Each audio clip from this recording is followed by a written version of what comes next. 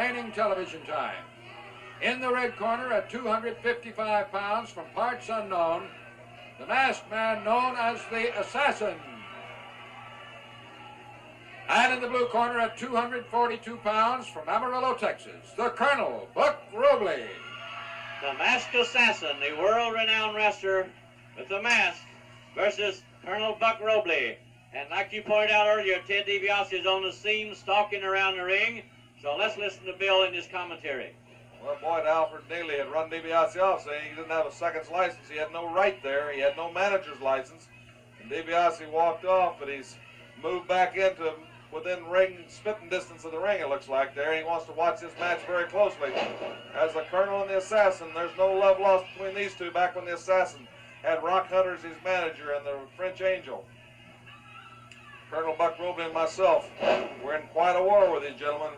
Until we put them on the run. We got rid of Rock Hunter, we got rid of the Assassin and the French Angel. The Assassin is certainly wanting to reopen some old wounds. Well, you know, I just can't go over the reckless abandon that Hacksaw Dugan. He has no regard for his own safety. That was some wild maneuvers out there. That body block he hit Jesse Barr with was leading with his head. And of course, DiBiase just had run Benny Romeo's head into Hacksaw Dugan and then put the figure four on him. So it looks like DiBiase could be trying to trap the Junkyard Dog into the last title match that he holds. 3 minutes of television time remaining. The Assassin on top of Robley. Robley out. Assassin trying for the fall.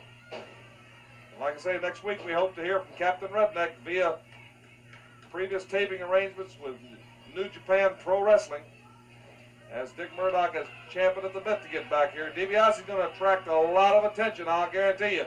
Anytime you're the North American champion, you attract that attention. But the things that DiBiase's done certainly make it more intense as the Assassin bearing down on Colonel Buck Robley. Man who wears the shirt says, "Nobody calls me yellow." Like I say, you can't read that book by the cover. He's just a gutsy guy. That's all I can say. Has a lot of heart. Assassin pulling all stops. This is breaking down right into an alley fight. There's certainly no classic wrestling moves being applied here.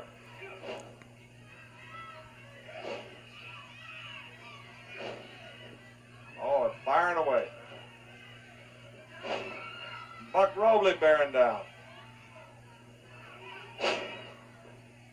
It's just toe-to-toe, dog-eat-dog, and DiBiase cheering on.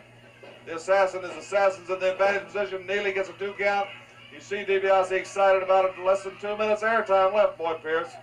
Last week there wasn't enough time for the DiBiase and Robley match to gain a completion for either one of them as we went off the air in some tremendous action. Looks like these two men are going to both pull out all stops. Robley ducks it into the sleeper.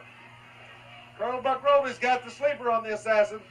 The Assassin knows he's got to make a defensive move right quick, or else the air and the blood to the carotid, to the brain will be cut off. He'll be in a lot of trouble. He's trying to get that balance. Oh, he just took and flat charged into the referee. And Alfred Neely is out on the floor, and the Assassin back in, but Robley's back. But here comes DiBiase, and DiBiase just pops Colonel Buck Robley across the back. Now the Assassin's going to hold DiBiase load that glove, but Robley got out of the way. Buck Robley got out of the way. Now Buck Robley loading that brace. And DiBiase now sees he's all by himself with Robley. Robley's got him cornered. Time's running out. Fast out. Oh, Robley pushed the Assassin. DiBiase pushed the Assassin right into Buck Robley's brace. DiBiase shows that nobody is sacred to him when he's in trouble. He's going to let them all out. Now DiBiase on the run, Boyd Pierce. Nobody in the ring except the Colonel. Colonel Buck Robley is now king of the squared circle as the Assassin, who's semi-conscious, staggers off, and Ted DiBiase ran out. Well, all our time's gone, and we just have time to say, join us next week.